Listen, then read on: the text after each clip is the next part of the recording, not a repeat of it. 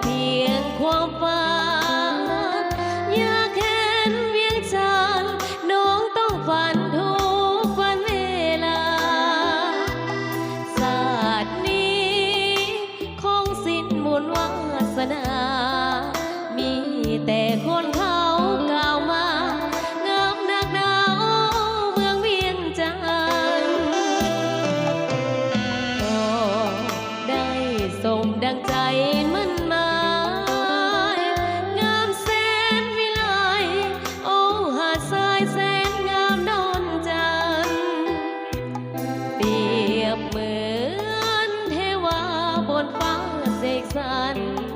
ปั้นแต่งเป็นควันเวียงจันทร์ดังวิมานสุดแสนงามตางามธาตุหลวงยอดสูงเที่ยวแม่สมเป็นเมืองเอกงามทุกอย่างสุดพันละนางามโหพระแก้วแสงเบาเอวสวยเด่นงามตาสมดังที่ลือกันมาว่างามเหนือฟ้าเด่นกะลีก็ได้สมจนลืมทินทานมาเห็นเวียงจันทร์สุขสำราญเหนือเมืองใดใดได้เห็น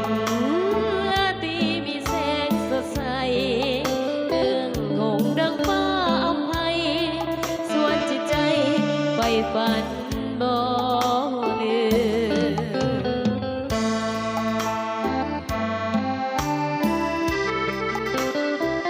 สบายดีทุกประการเนาะขอเป็นประธานเป็นแขกหรือว่าจะพาเจ้าสุภาพเป็นแขกประสานลงไปเป็นประการเนาะให้อยู่ดีๆให้อยู่มันควรเย็นทุกท่านเด้อ